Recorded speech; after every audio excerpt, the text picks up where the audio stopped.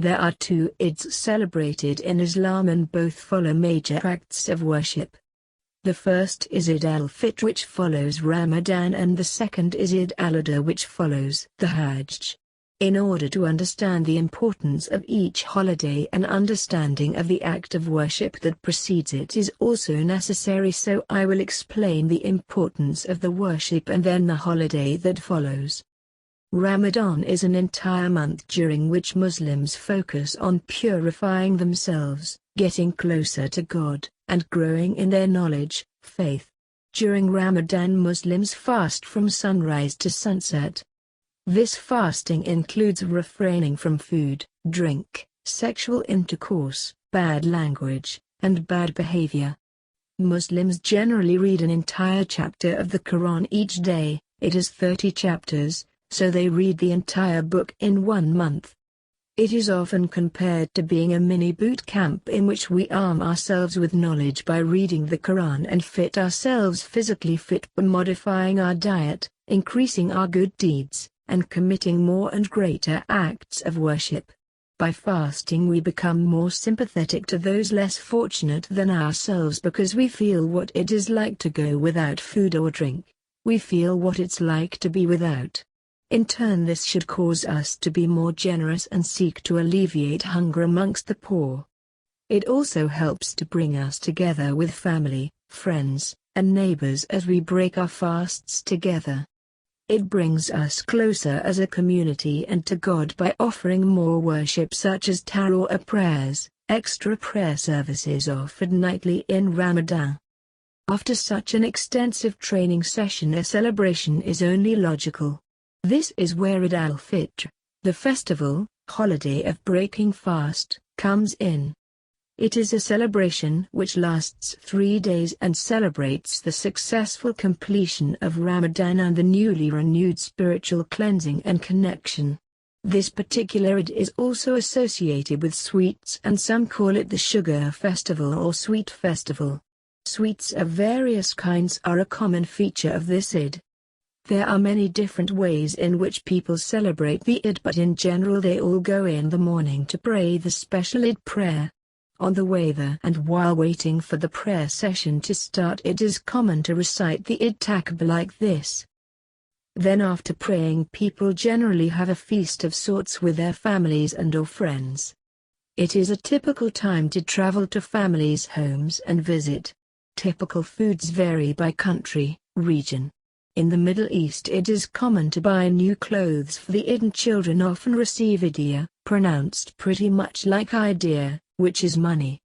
Idea is received from family and friends but generally comes from an adult to child. Gifts between adults are rare and actual gifts from child to adult are almost non-existent. Kids use the money to buy toys and sweets. Practices vary around the world quite a bit. For example, in China it's common for families to go visit the graves of their ancestors, a practice which seems to have developed out of the strong Chinese cultural reverence of ancestors. In the US, Canada, Australia, UK it is often more common to give children gifts as opposed to money, to compare with strong Christian gifting practices such as Christmas common in those areas. It is also increasingly common to make Eid goodie bags with little trinkets, party favors, stickers, temporary tattoos, and candy to hand out to children after the Eid prayer, and gifts between adults all from child to adult are more common. So exact practices and traditions have a great deal of variation around the world, often influenced by dominant local cultural practices.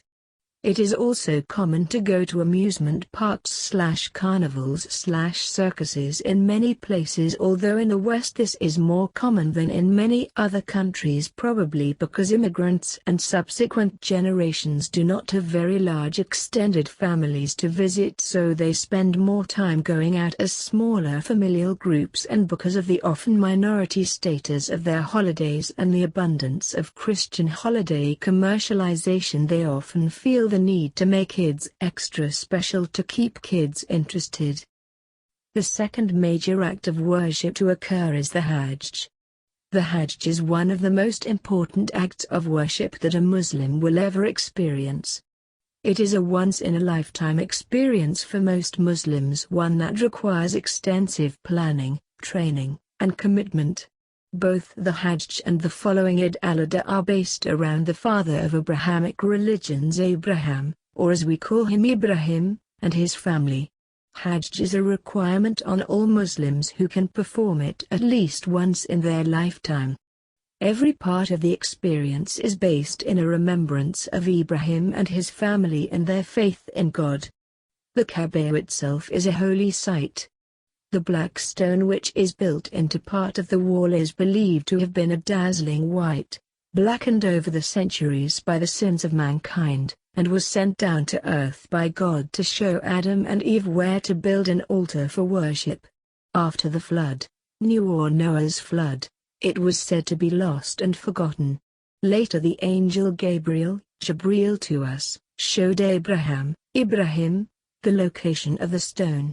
He and his son Ismail, then built the Kaaba on the site which Adam had originally erected an altar. After completing it, God told Ibrahim that he should circumambulate the Kaaba. See Quran, Al-Hajj, 22:26-27. Quran.com web link. In performing this we reenact the worship offered by Ibrahim and Ismail, we reaffirm the connection with Adam and continue the worship into the present, affirming the oneness and eternal presence of Allah. After Tawaf we must then run or walk 7 times between the 2 mountains of Safa and Marwa. They're called mountains but they really are barely more than large hills. This is another act of remembrance when we are reenacting the actions of Hagar, as she frantically searched for water to give to her son Ismail, after Ibrahim, leaves her in the wilderness. She walked between them 7 times before an angel revealed to her the Zamzam well by striking its heel on the ground. As part of our worship we also drink the Zamzam water. The next day we must travel to the plain of Arafat where we must spend the afternoon in contemplation or prayer. It is a holy site for many reasons. It is said that when Adam and Eve were sent down to earth they were separated and finally reunited at Arafat, and it is here where Allah forgave their transgressions. This alone makes it an ideal site for mankind to ask for forgiveness for our own transgressions and provides us with another chance to remember our connection with Adam and Eve and the compassion of God. It is also the site of Muhammad's last sermon, which gives us a change for remembrance from the first messenger to the last. Then the pilgrims travel to Muzdalifah, which is another act of reenacting what Muhammad did.